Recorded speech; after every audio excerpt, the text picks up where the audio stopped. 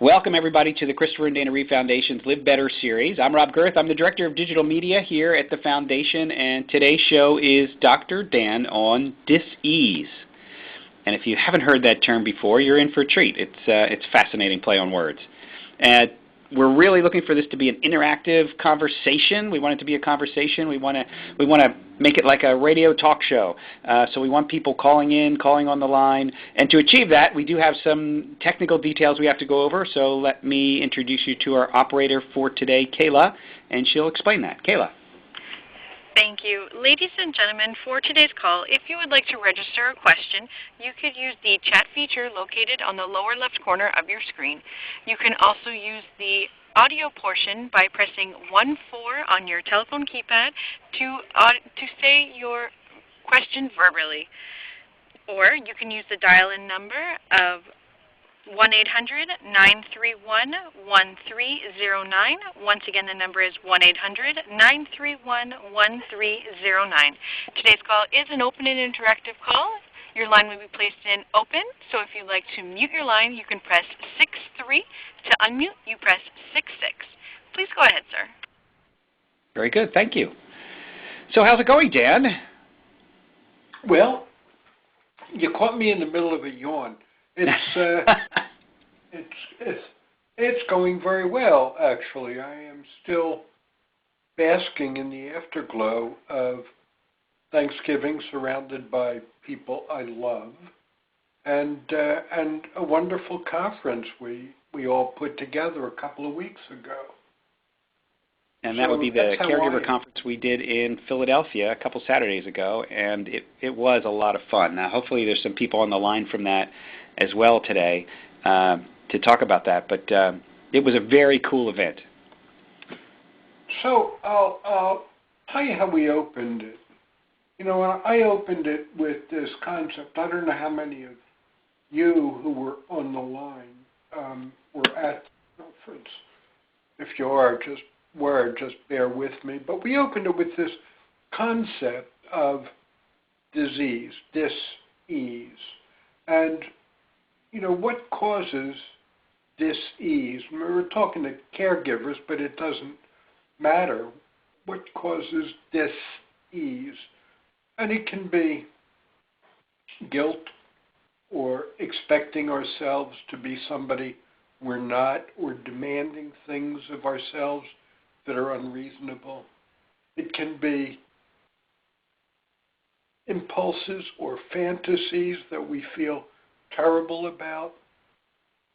These are things that cause dis-ease. Of course, exhaustion can often cause dis-ease, and physical or emotional hunger causes dis-ease. But when you think about it, you know, the opposite of disease is ease.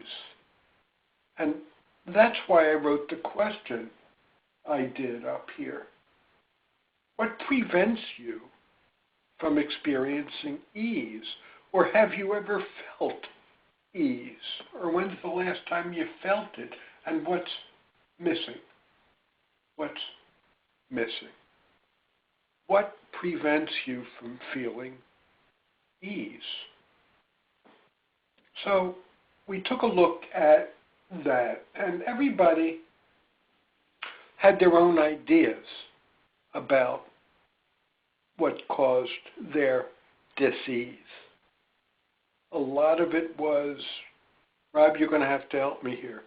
It was a feeling of isolation, loneliness. Loneliness was a big one, yes. Yeah.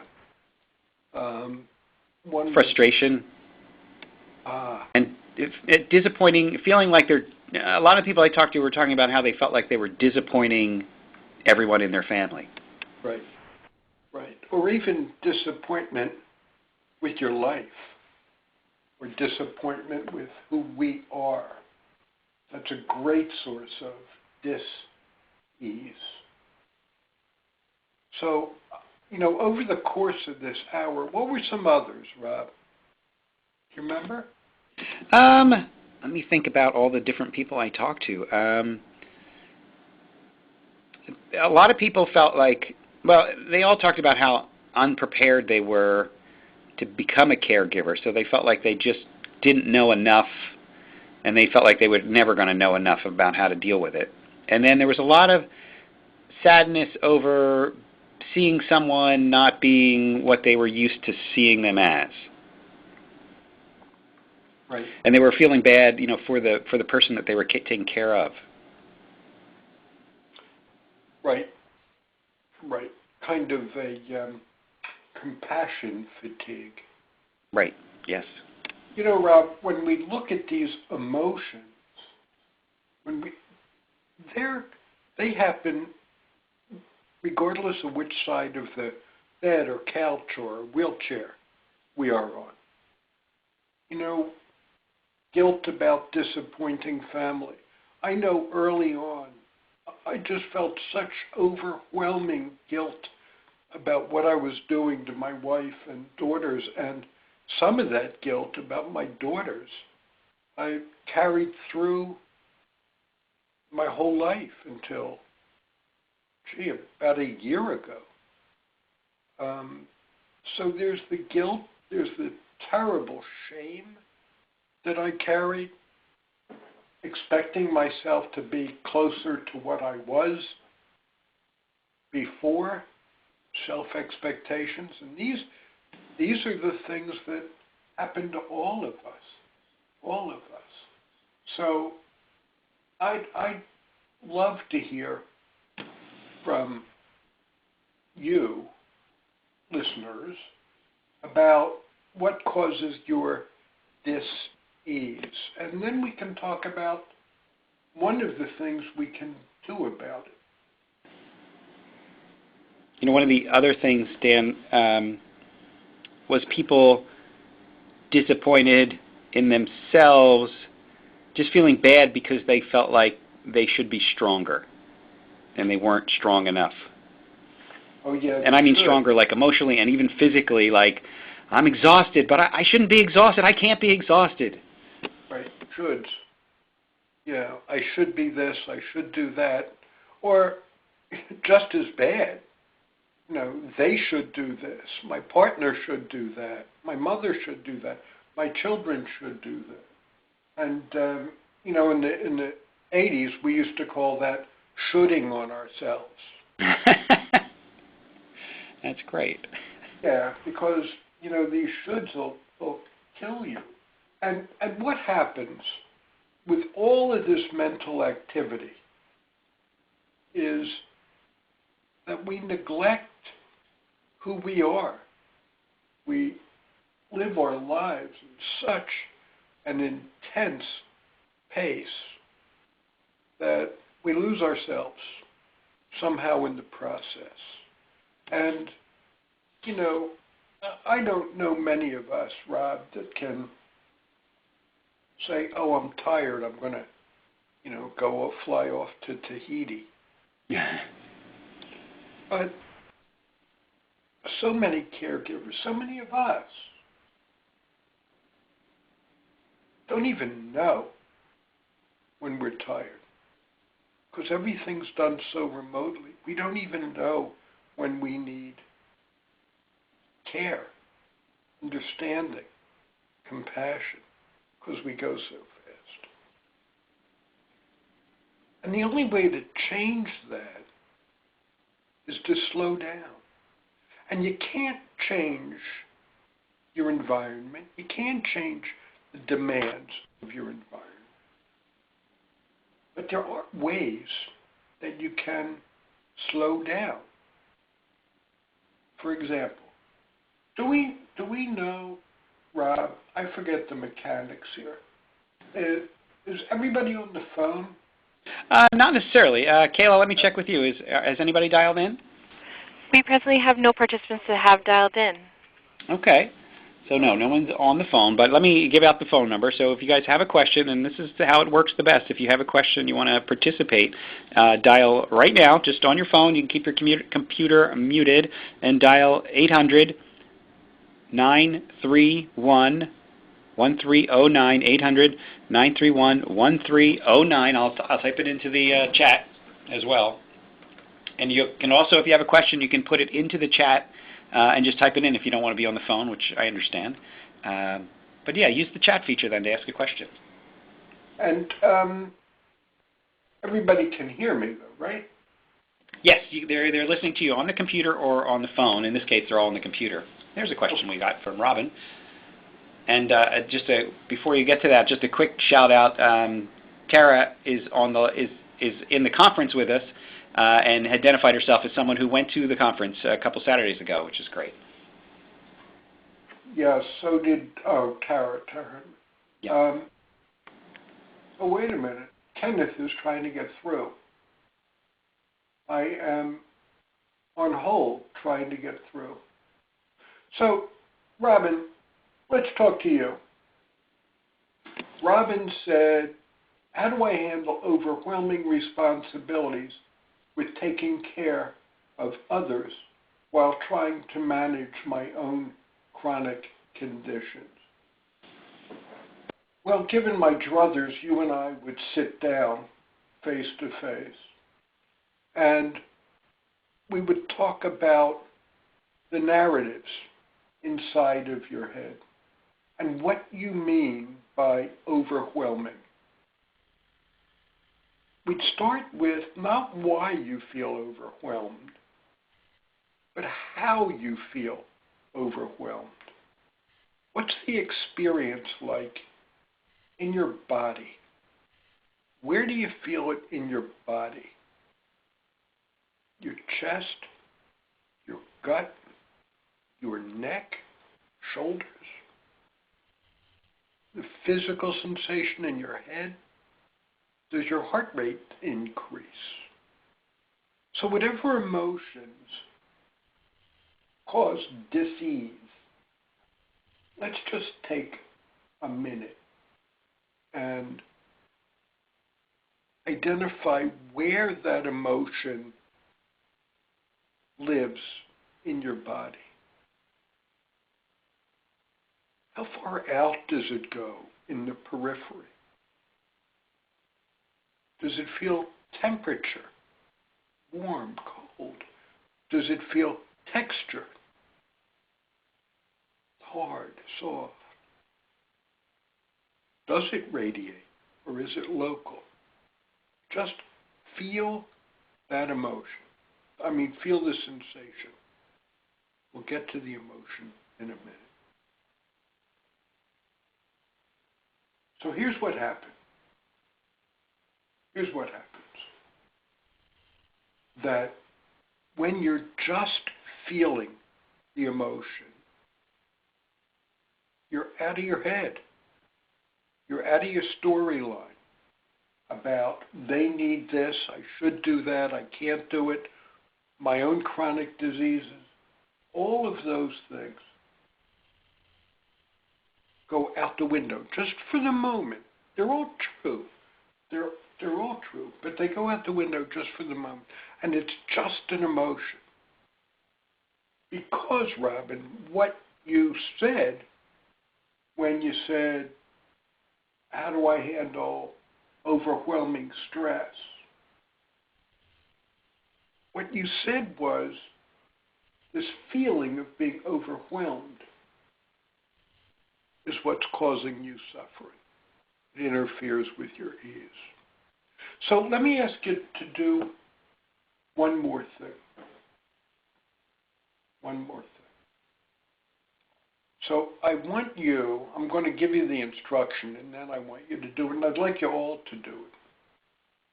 I'm going to ask you when we start to close your eyes and take a deep breath through your nose, and then blow it out through your mouth as though you're blowing out a candle. Get it all out. And just notice what happens to your body. Try it now. Close your eyes.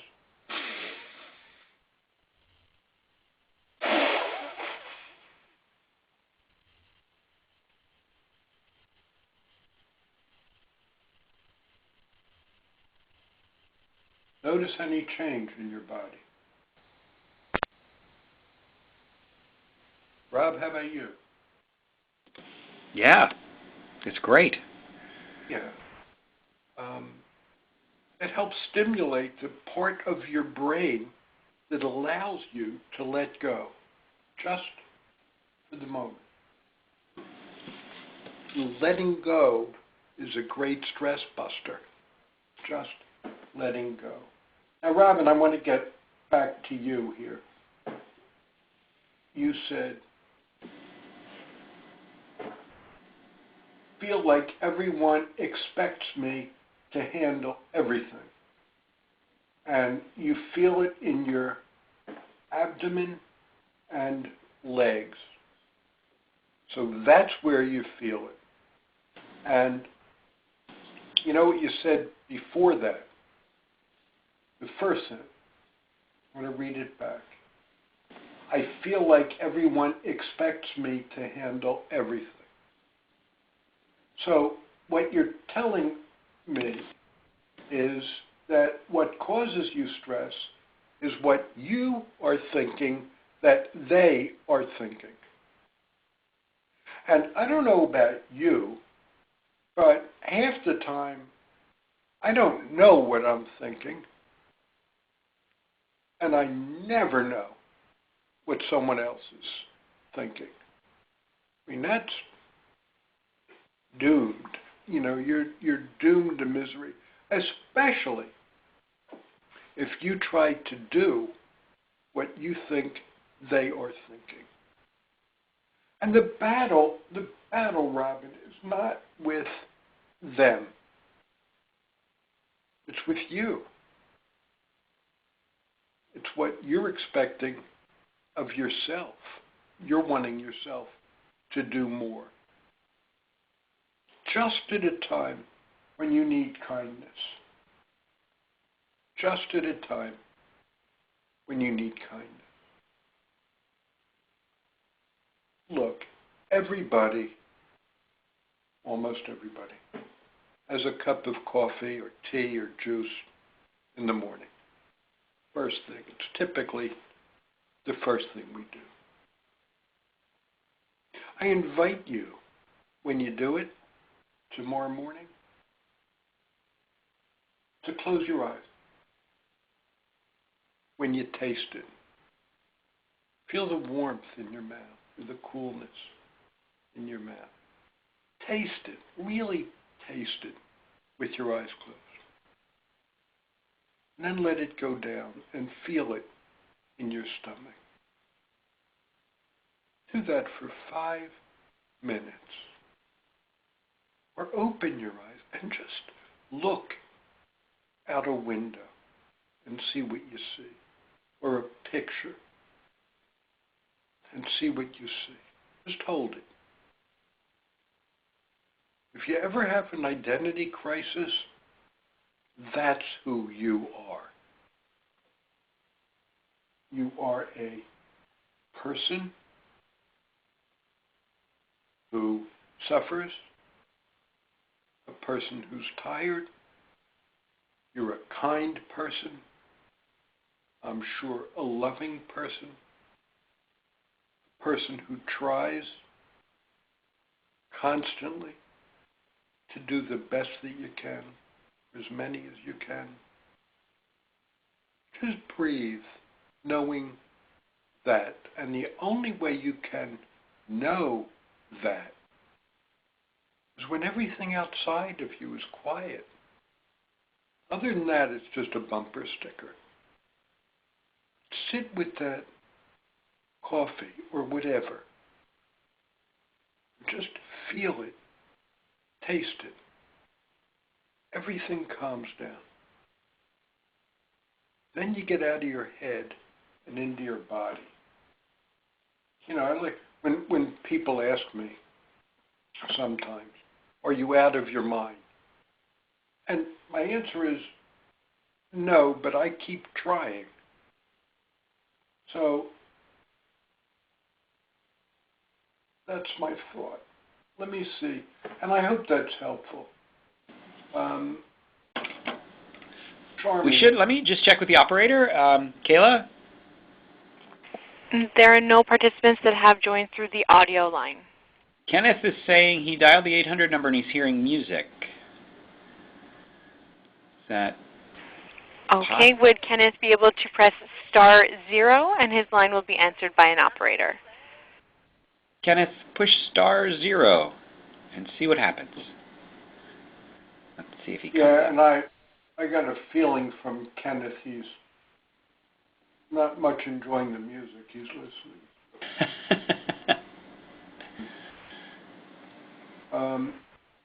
All right. Well, let's. You have some questions there now. We can do that in the meantime. Yeah, we do. Can everybody read these questions or no? No, just us. Okay. So, my friend Sharmi just said she's listening from India, and she says, "Hi, everybody. Hi, Sharmi. It's nice to be with you." So let's go to Randy. Randy says, "I'm a C2 quad for 33 years, traveled, taught high school wrestling for 20 years, lectured everywhere and more.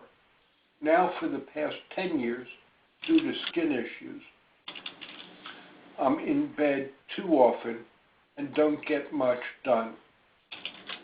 Not even play with dogs.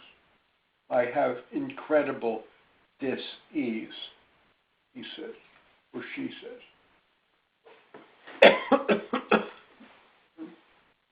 Yeah, you do. You have a terrible dis-ease. And so what's the emotion of the dis-ease? You know, Randy, I dare not compare myself to you, but I was in bed for most of last summer.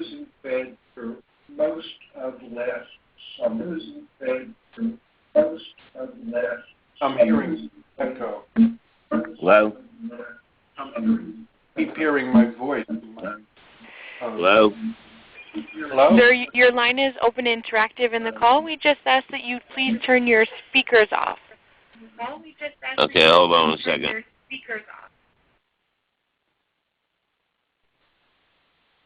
How's that? Please go ahead, sir. That's better. Kenneth. Yes. Hi. How are you doing? That was hard work. Yeah, it was. I've been at it for a couple minutes here. I'm sorry, I missed the very beginning of what you were talking about, but I have a sense of what you are focusing on here, and I find it pretty interesting so far. So tell us a bit about your life, Kenneth. Oh, I am a C6, C7 quad. Initially, that's, when you're diagnosed initially, that's your diagnosis for life, apparently. I've been paralyzed for 35 years. It was a motorcycle accident. Coded 3 times, taken off life support system, came back 21 days later, and here I am. And all the doctors that told, excuse me? How old are you? I am 53. My accident was in March of 1979. Huh. So was mine. In March also. No, mine was December. So, do you feel you have dis-ease in your life? Can you explain me your version of dis-ease? And then I can answer that more thoroughly. Dis-ease is 2 words. It's hyphenated. Right. Dis-ease. And dis-ease can, and the opposite of disease is ease. It's not healthy. Exactly. The opposite is ease. Right. So what is it that interferes with your sense of well-being, comfort with who you are, comfort with the life you have? And for most of us humans, it's guilt or exhaustion or expecting ourselves to do and be things we can't do and be, expectations of loved ones, and for many with disabilities or loved ones with disabilities, the experience is one of isolation and or loneliness in there. So, you've had 33 years to do this. Do you have disease? No. I can honestly tell you I do not. Just right from the get-go, after I became injured, I became totally they told me I would never be able to take care of myself again. And within a year, I was totally independent in a manual wheelchair. Therefore, I carried on my life from a different perspective as just, here I am in a wheelchair, let's do what we got to do. I was an 18-year-old baby is basically how I took it on, and I just started a new life. I ended up going back to work right away. I played wheelchair basketball, camped, fished, hiked, whatever I could do. I just remained very active. Was, to my doctor's surprise, have a baby girl from my ex-wife.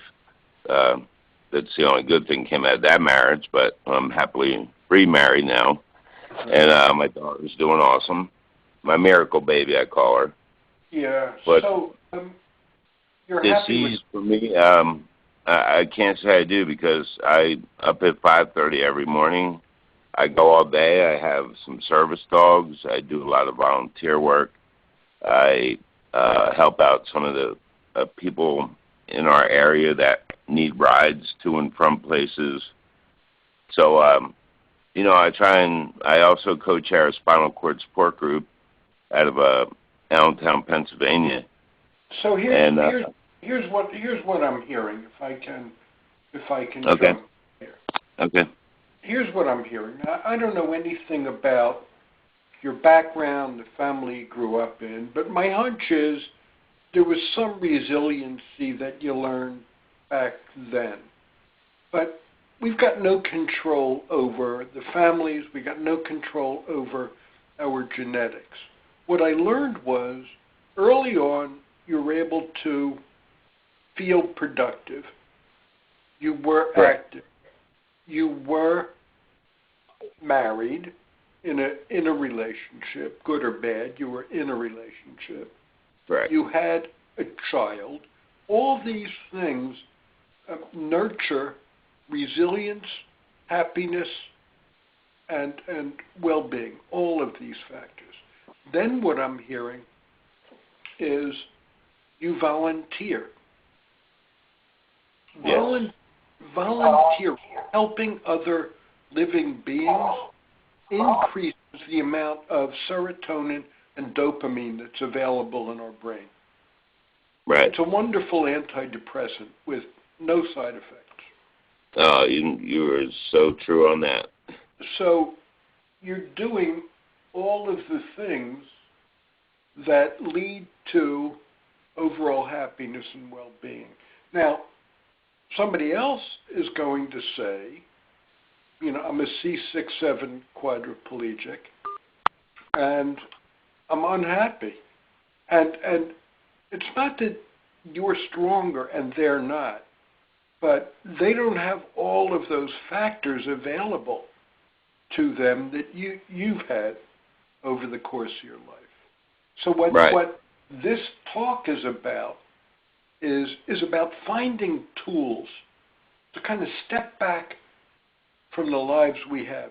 Step back from our narratives in our head. And everybody's got a narrative in their head about the world works this way, people are this, my disability means this, or I'm a caregiver and that means that. We all have those narratives, and we get locked in them. But these tools that I'm trying to teach here help you take a step back from that narrative. But kind of do that big exhale and get into the body you have now and the life you have now. And that begins the process of re-examining that narrative, or even living a life for a few minutes without a narrative. And it changes the way your brain is actually wired. It changes neural pathways in the brain. So how do I raise my hand?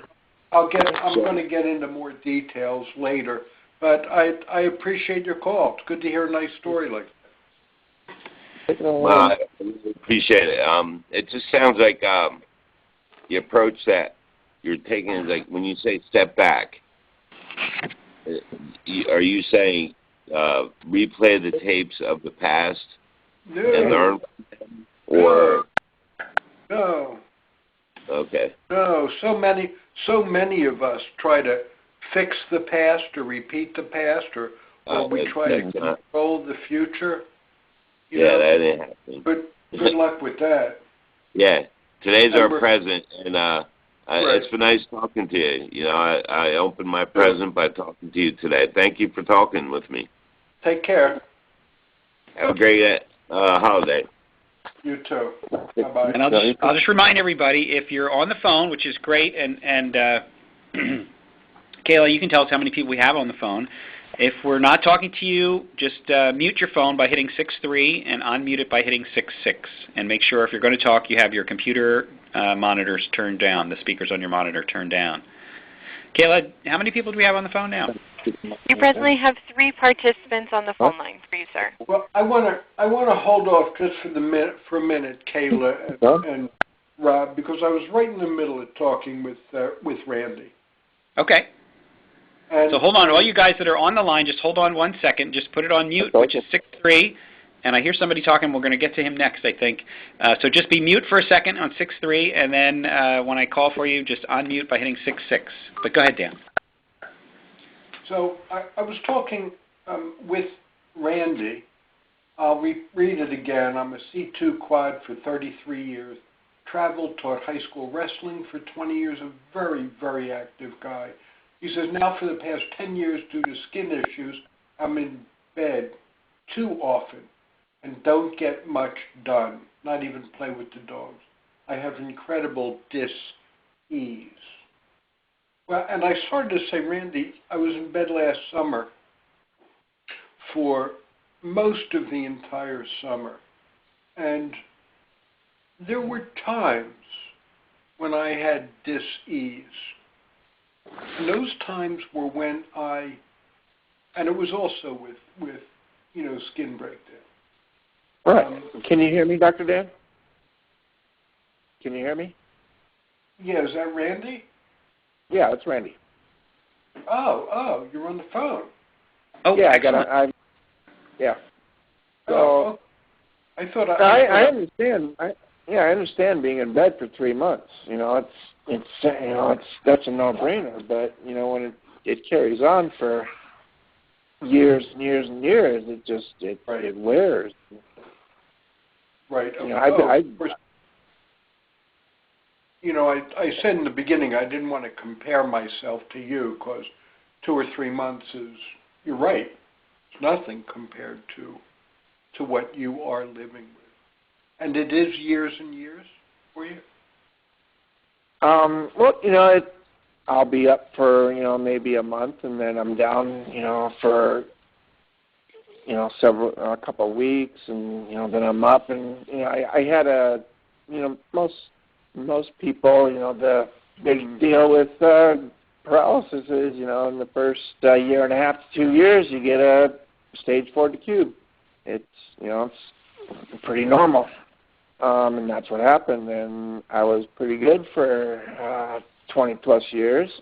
Like I said, Dana, and she knew me, and she invited me to the Paralympic Congress in '96. I lectured on a few different things there. I've traveled all over the world. I've lived in Hawaii. I'm in San Diego now. I've lived in LA.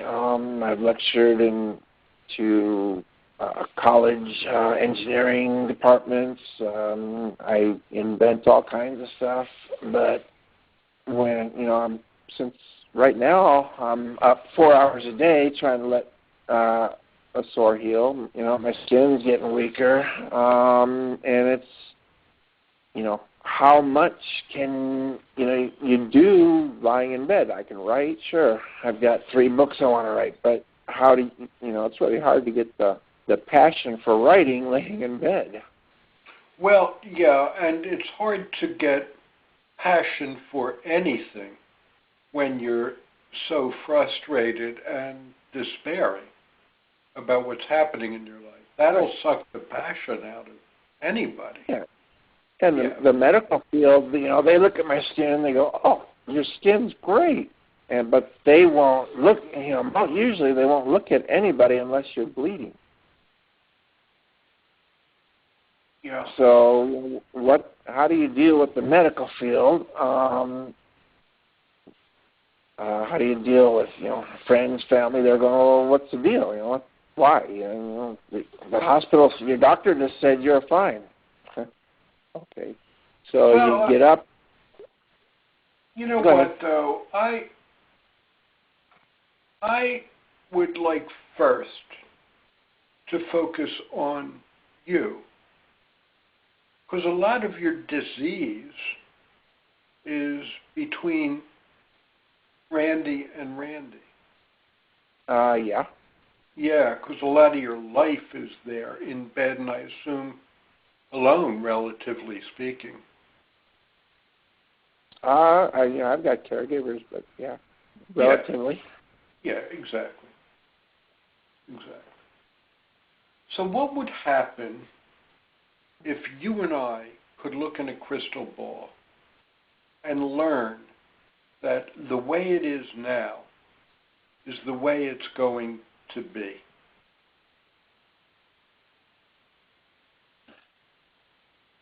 Now what? That's not a very good outlook. Last year, not even last year, probably 8 months ago, I was talking to my doctors about euthanasia, and they got pissed off.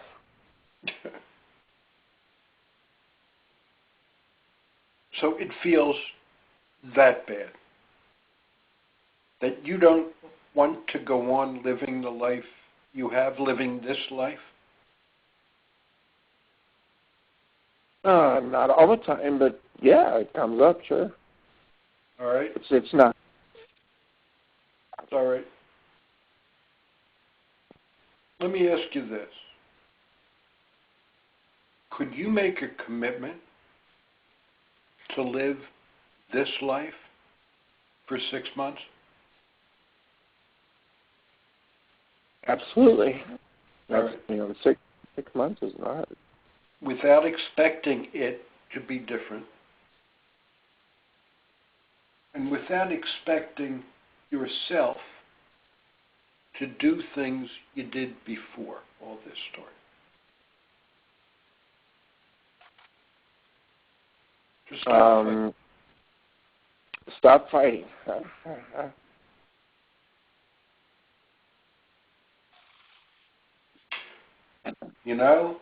There was a very wise philosopher in the 20th century that said, "When I find myself in times of trouble, Mother Mary comes to me."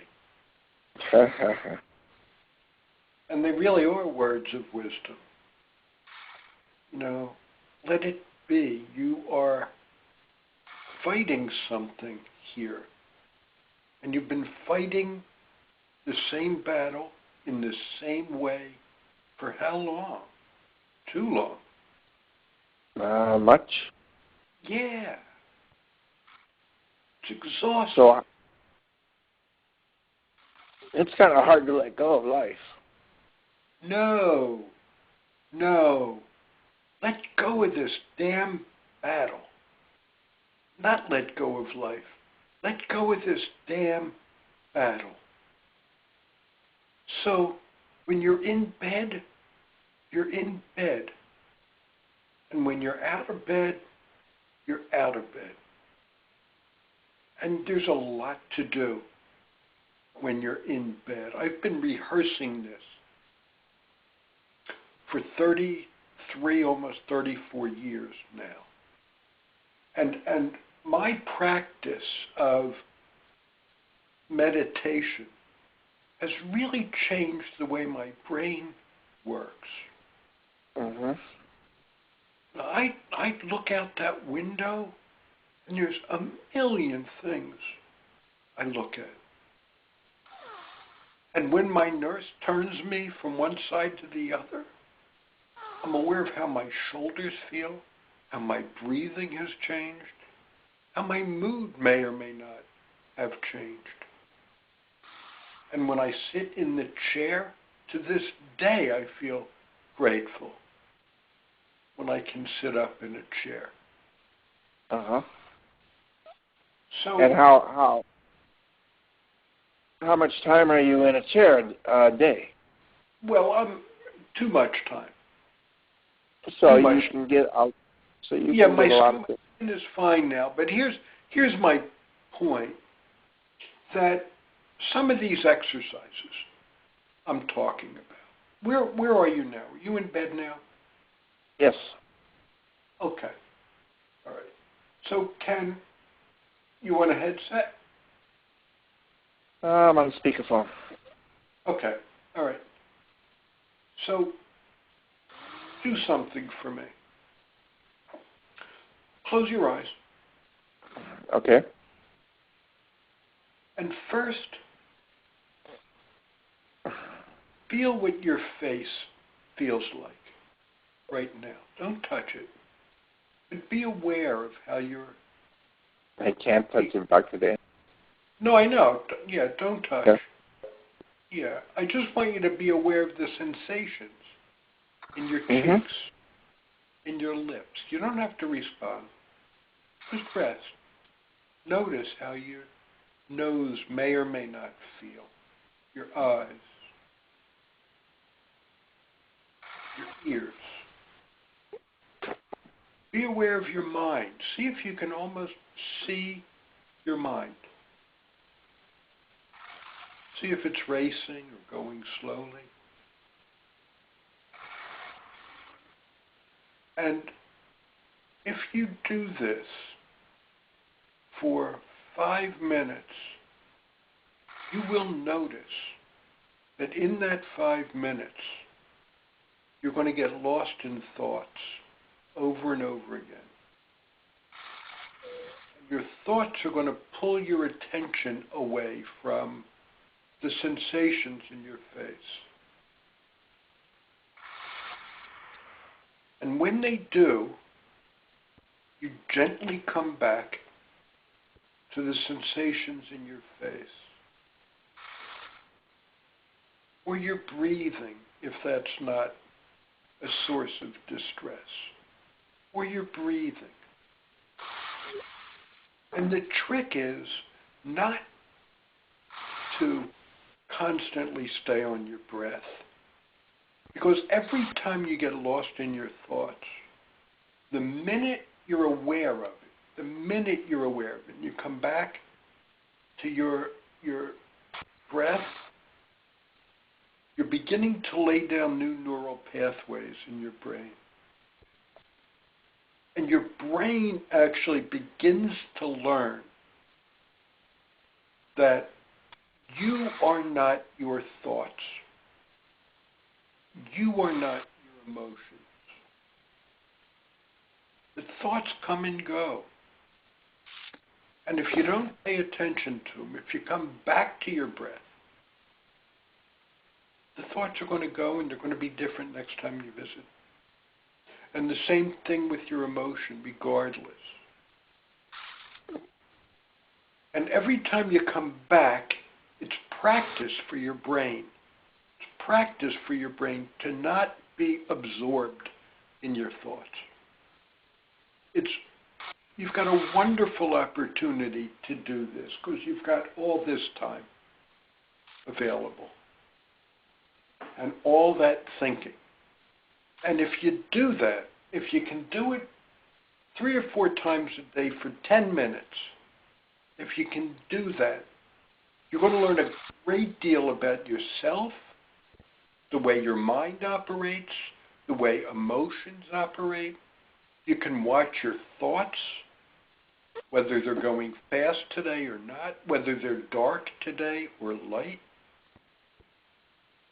But what you can do is retrain your brain and maybe begin to change your storyline about your situation. Maybe begin to change your expectation. Well, I have high expectations, and I do. I practice guided imagery and meditation, and I teach guided imagery, and I do a lot of different things. But and I understand what you're saying, except for the skid marks on the lining of my brain. Those are kind of hard to get rid of sometimes. Yeah. Well, there's some skid marks we don't get rid of. We just have to find a way to live with them. Yeah. I got plenty of skid marks. They're called my neuroses, my anxiety and insecurity and my insanity, all dangerous neighborhoods I visit sometimes in my brain. Yeah. Well, we've got. Go on.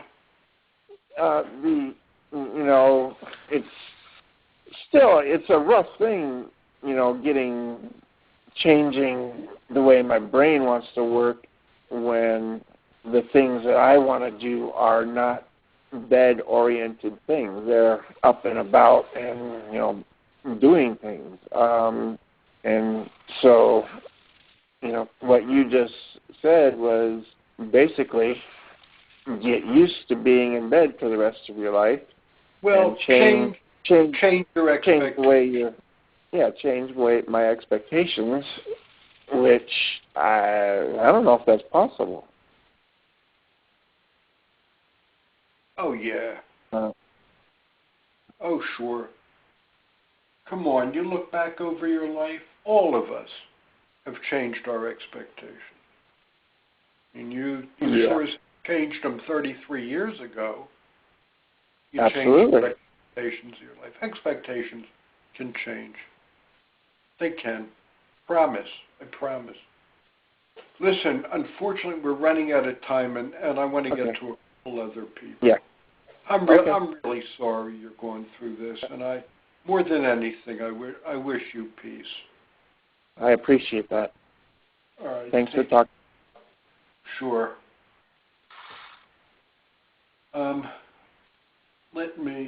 So we've had a couple people who want to talk to me on the phone. Yes, Rob? Hey, John? Yeah, who's this? Hello? I have to hang the phone up. Hey, John? I don't know who it is. This is still Randy. I got to hang my phone up. Oh, you can just mute it if you want, Randy. Just hit 6-3 if you can. Yeah. That's easy for you to. I know. As I was saying it, I realized what I was saying. I'm sorry. Do you want to answer some of the chat questions there, or? Well, let me see what Scott has to say. Hello, everyone. I'm a T12L1 complete. Was wondering what advice you would give to a person who is post-injury, about 15 years, who can't get rid of the nagging, aching feeling that you can't do what you wanted to do before the accident. I was involved in dramatic arts, acting, and on-camera acting. I can't get past the fact that I can no longer pursue that goal any longer. How do I get rid of those feelings? Please help. I'm going to give you the real, quick and dirty answer. Scott, don't get rid of the feelings. Experience the feelings. You don't have to run away from them. But you don't have to be enslaved to those feelings. Your feelings don't have to be in the driver's seat. Neither do your thoughts. That's what happens to all of us. Not you, all humans. We have our thoughts that are in the driver's seat of our lives, or our emotions. People run around trying to, fix, avoid their anxiety so they don't go out of the house, or they don't eat certain foods, or they don't do this. And then the anxiety controls their lives, and then they don't. And it's the same thing here. I mean, it's a quick and dirty answer, but you can't pursue the goal that's in your head anymore. But a colleague of mine wrote a book for parents of autistic children, and the title of the book is "You Will Dream New Dreams."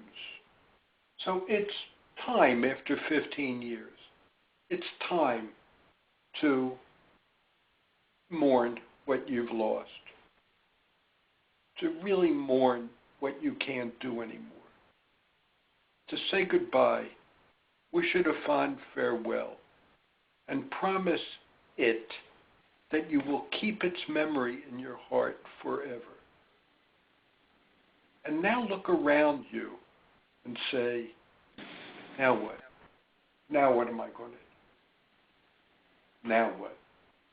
Always the beginning of change. Now what? Scott, I hope that was helpful. Very much so. Thank you. Good. Take and, care. Yeah, I mean, I don't want to take up too much more of the time because I know you have other people. It's just that I actually made that decision like 5 years ago. I'm right now in my senior year of college with neuroscience major, psychology minor. But it just seems, I mean, I can't even watch an award show or a singing competition without getting just angry inside, knowing that I can no longer do that. That's why I asked the question. Your anger masks another emotion. Your anger is an overlay for an emotion that's deeper into your body. Just sit with the anger, feel it. Don't fight with it or go into righteous indignation. Just feel it. You'll watch it evolve into other emotions and learn a great deal. I wish you the best.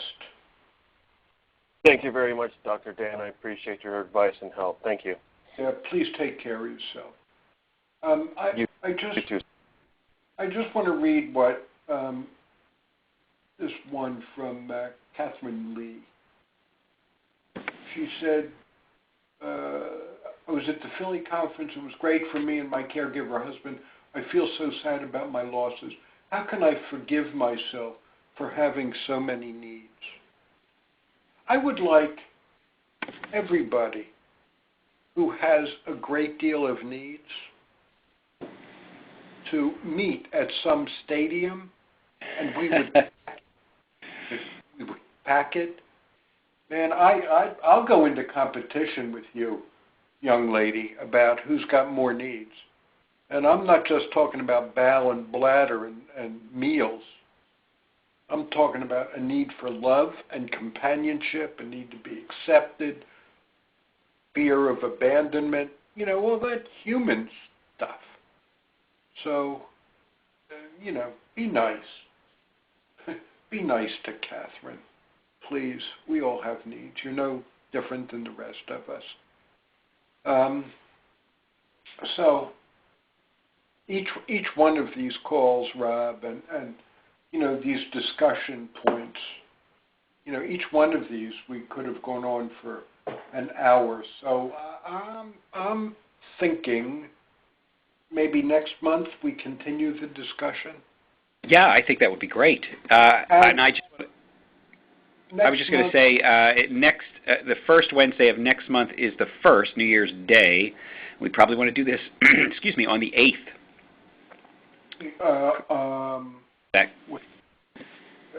I might need to change. All right, we'll let everybody know then if that's not for sure.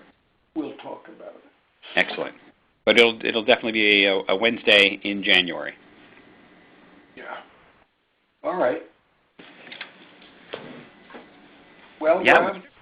Yeah, I'm sorry it has to end, but we are out of time. But thank you all, and thank you all. There's a handful of people that went to the conference that are commenting, and thank you for coming to the conference. And we hope to do it again in even more places than just in Philadelphia. So we'll keep you abreast of what's going on with that. So thank you all for being with us. Don't forget that Dr. Dan is in our community, the Reeve Foundation community, at christopherreeve.org/Dr. Dan, D-A-N. So christopherreeve.org/DRDAN. You can leave comments for Dan or find some other folks to talk to, or just read all the past comments.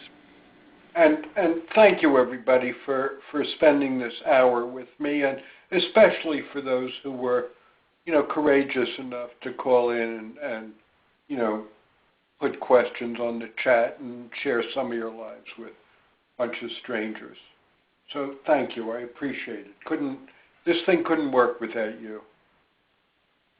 Thank you all. We'll see you next time.